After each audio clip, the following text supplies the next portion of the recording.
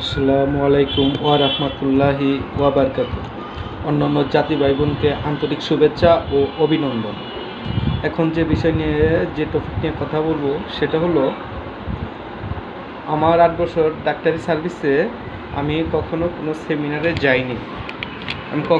সেমিনারে যাইনি। কেন যাইনি?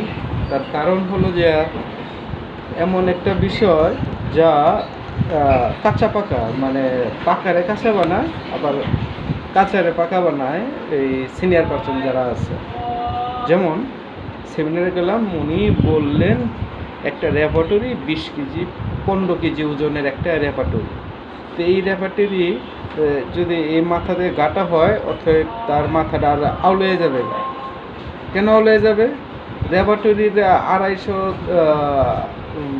2,500 বা 3,000 পৃষ্ঠা 5,000 পৃষ্ঠার একটা রেপার্টরি, সেটা কেউই কন্ট্রোলে রাখতে পারবে না। তো হেনিম্যান তো এই রেপার্টরিকে গুরুত্ব দিয়ে দেয়নি। হেনিম্যান গুরুত্ব দিয়েছেন কি? সূরা 1 নম্বর, সিফিলিস 2 নম্বর, সাইকোসিস 3 নম্বর, টিউবারকুলোসিস 4 নম্বর। সূরা, সিফিলিস, সাইকোসিস, টিউবারকুলোসিস।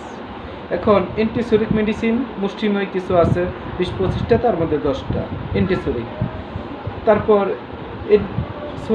অ্যান্টিসোরিক মানে সূরার পরে আছেন সাইকোসিস, অ্যান্টিসাইকোসিস, 20-25টা মেডিসিন, তার মধ্যে মুষ্টিময় 10টা প্রধান মেডিসিন।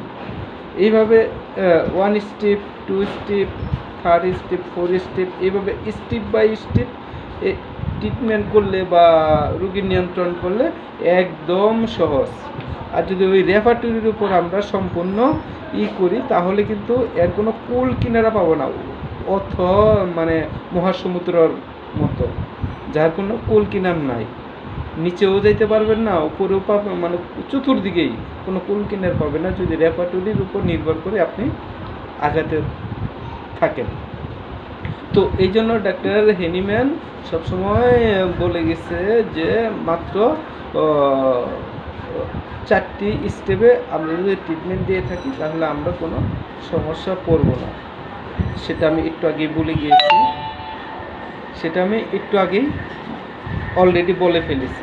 এই জন্য আমরা মানে কন্ট্রোলের বাইরে না যায়, আমরা যদি মায়াজম ভিত্তিক ট্রিটমেন্ট দিয়ে থাকি, ইনশাল্লাহ সেটা 14,000 রোগ একটা মানুষের শরীরে থাকতে পারে।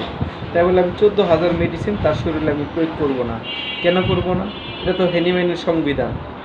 একটা শরীরে একাধিক রোগ থাকতে পারে, তো একাধিক মেডিসিনকে আমরা দিব না। তার সর্বদাহিক লক্ষণ নিয়ে মুষ্টিময় মাত্র সূরা অথবা সিফিলিস অথবা সাইকোসিস অথবা টিউবারকুলোসিস, সে কোন মায়াজমে বাস করতেছে, সেই মায়াজমের মেডিসিন তাকে আমরা ট্রিটমেন্ট দেব।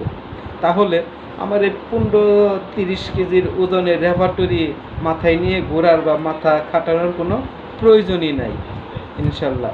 অবশ্যই আমার কথাটা যারা শুনবেন বা যারা মানবেন বা যারা গ্রহণ করবেন, অবশ্যই আপনারা এই পেরেশানি থেকে অবশ্যই মুক্তি পাবেন। হ্যাঁ, অবশ্যই মুক্তি পাবেন। এই 15-20 কেজি ওজনের একটা হেরিনের রেপার্টরি, একটা সিনথেটিসের রেপার্টরি, একটা এলেনের রেপার্টরি, আরে বাবা রে বাবা, এত রেপার্টরি! এক একজনের রেপার্টরির ওজন 20-30 কেজি। এই রেপার্টরি নিয়ে এত অ্যানালাইসিস করে এর কোনো কুল কিনার পাওয়া যাবে না। হ্যাঁ, এই রেপার্টরি নিয়ে অ্যানালাইসিস করলে এর কোনো কুল কিনারই পাওয়া যাবে না। অতএব ওইদিকে আমরা না যায় হেনিম্যানের সাদৃশ্য ট্রিটমেন্ট, যেটা মায়াজম ভিত্তিক ট্রিটমেন্ট দিতে হবে। রোগীটা কোন মায়াজমে বাস করতেছে, আমি কোন মায়াজমের মেডিসিন দেবো, ব্যাস।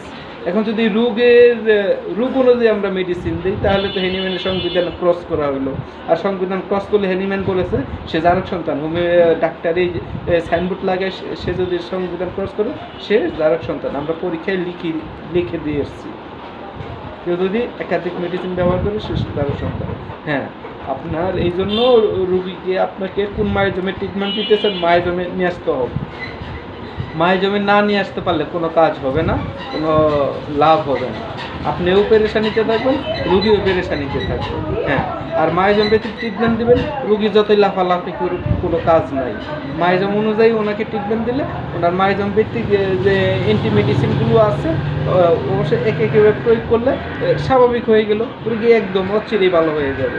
সে বুঝতেও পারবেন না সে কখন কীভাবে সুস্থ হয়ে গেছে। এটার নামই হোমিও ট্রিটমেন্ট, হোমিও চিকিৎসা।